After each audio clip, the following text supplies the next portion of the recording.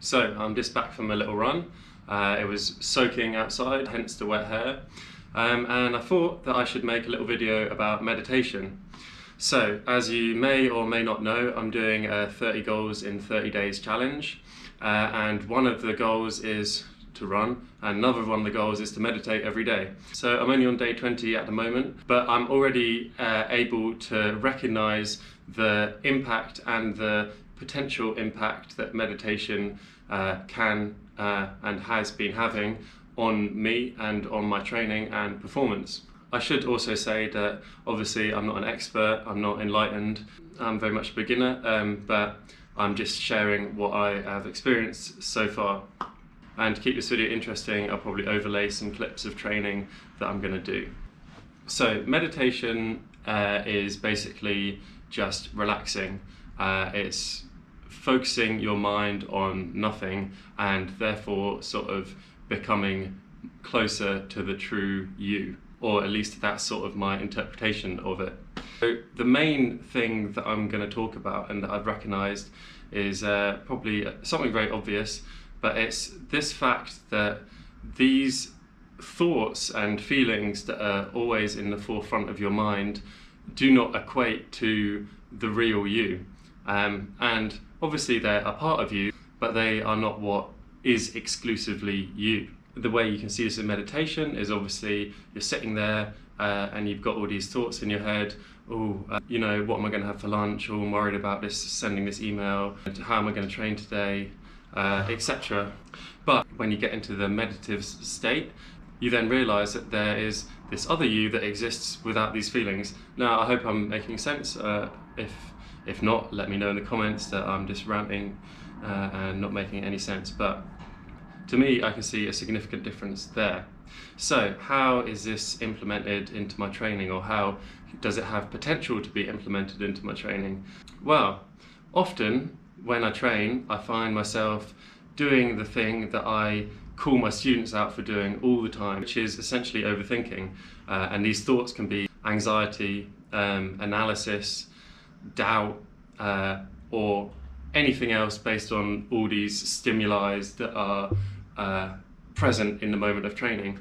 For example, the amount of times a student has come to me after watching every backflip tutorial under the sun, and then they kind of believe that they are able to do the backflip because they think they have because they have this knowledge of how the backflip is done, and then when they come to trying the backflip, they get frustrated, or they constantly overanalyze, and they almost place the importance on analysis rather than physically doing the trick. And you know, it is obviously great to think about what you're doing and understand technique and whatever, but there is a big difference between how the physical body remembers and acts and how you think about things. The two are related, but also maybe not as related as you think.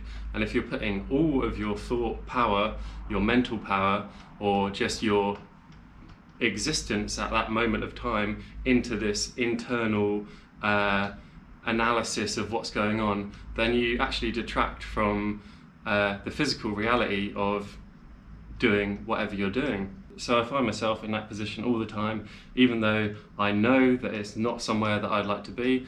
I'm constantly training, and then halfway through a trick I'm thinking about any number of things that is not just me being present in the moment.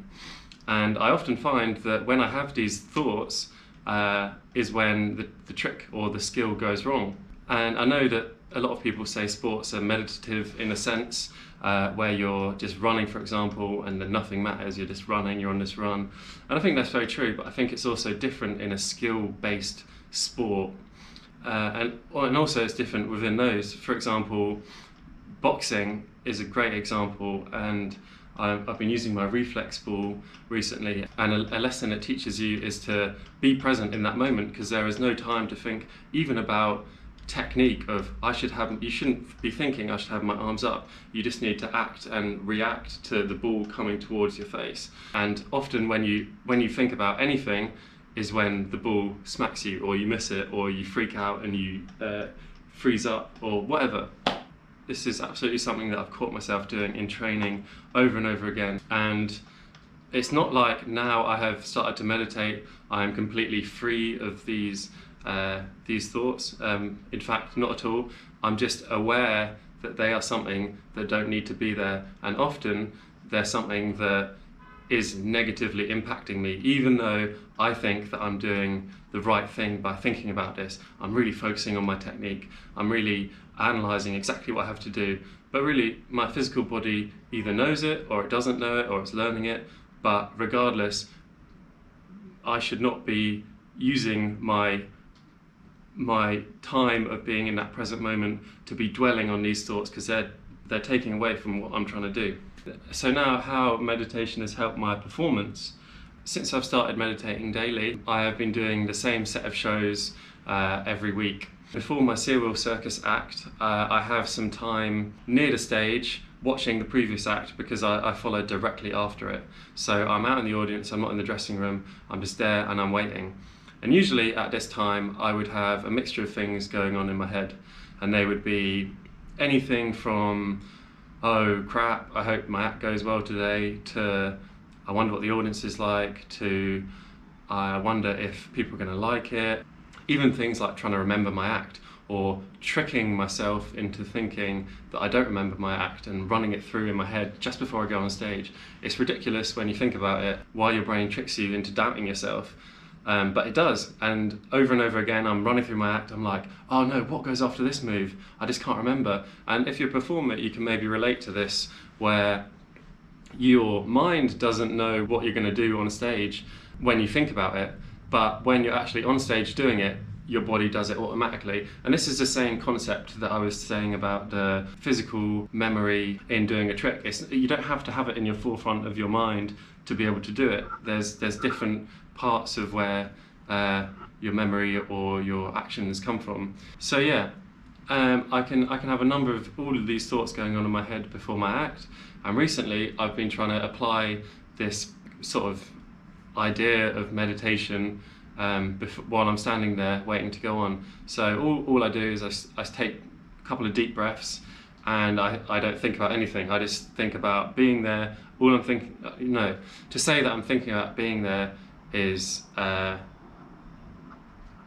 accurate, because I'm trying not to think about being there. I'm not thinking about anything at all apart from taking these breaths. If you know what I mean, then you know what I mean. And the result of that has been, actually, I've done the best serial acts that I think I've ever done. And it's maybe not even noticeable, like some people in the audience maybe wouldn't know, but the way I feel it, the way that I feel present, not just like in an acting sense that I'm present, but I really feel present on stage. I am in this moment, and I don't have any of these thoughts. Because sometimes I get it, I'm on stage and I'm just thinking about random stuff. And then I'm like, oh, I shouldn't be thinking about this. And usually that's, if I'm juggling, that's when I would mess up, that's when I would drop, when I start thinking about like, oh, I wonder what I'm having for dinner. And they're like, oh, what? And then I'm like, oh, why are you thinking about that? You're on stage, be a professional. And then I drop my balls. Classic.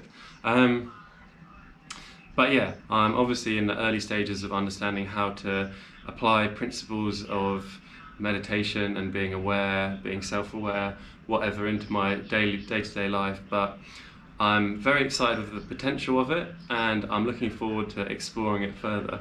I hope this video was okay. I've never really done a complete rant video like this, and I'm not too sure how well my thoughts have come across. But yeah, this is also a bit of a test for me doing this sort of video.